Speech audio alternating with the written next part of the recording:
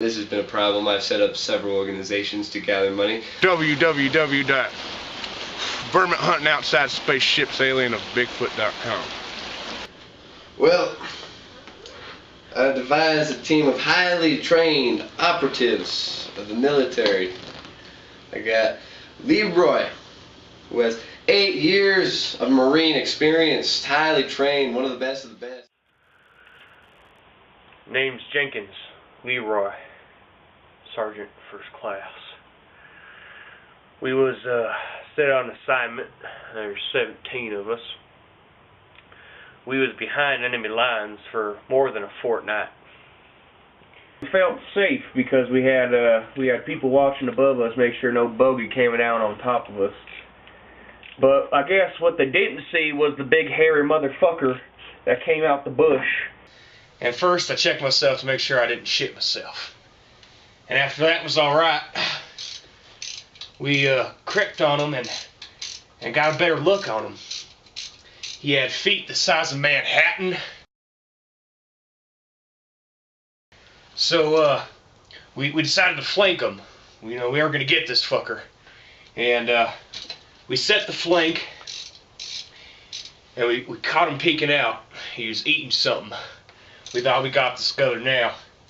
So my soldiers went to flank him, and as soon as they went up to flank him, our other side went in. And right as we did, we just witnessed this thing bending everyone in half and just mauling them to death, just clawing their faces off. It was hideous. It was an abomination. Well, they promoted me to Sergeant First Class, you see, because we was looking for bogeys, and we had to sit out in a hatch nest for about 12 weeks looking for them.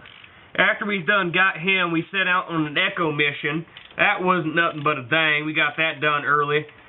So, we set out, did another mission. They decided to give me another raise. I thought, alright, that's cool. But then as soon as they did that, they sent me down to all these other countries and shit, and I didn't even seen Bigfoot in all of them. The motherfucker has a jetpack on or something, I don't know. But, yeah, you know, they sent me out there for about 12 months out in Russia, you know, and that was cold. But, you know, then we came back to Tennessee for a little bit. You know, I got prepped and ready for another Bigfoot hunt.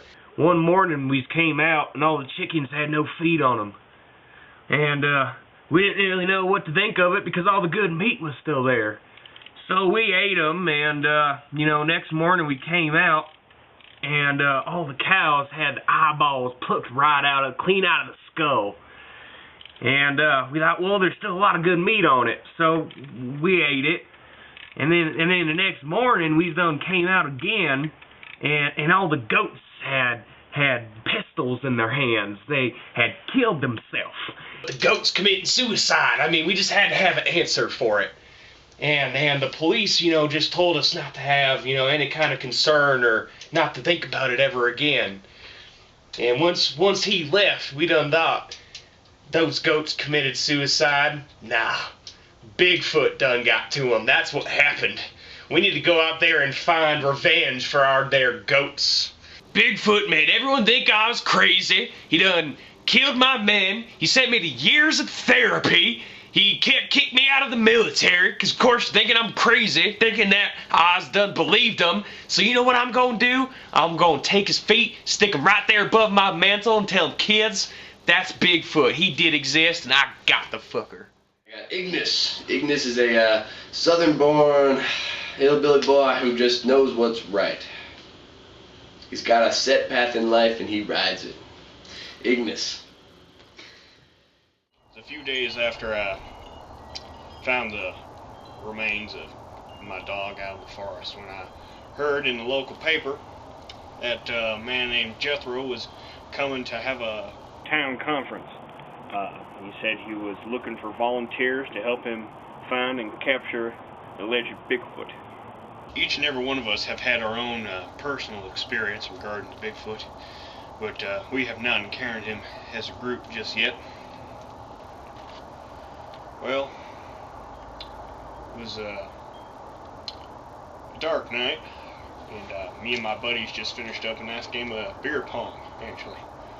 And I went outside to let my dog in, deeper than that, and there was no response out there. I couldn't find him. He didn't come to the door, so I took a look around and I saw a big man, kind of ape-looking shape in the fence around my yard.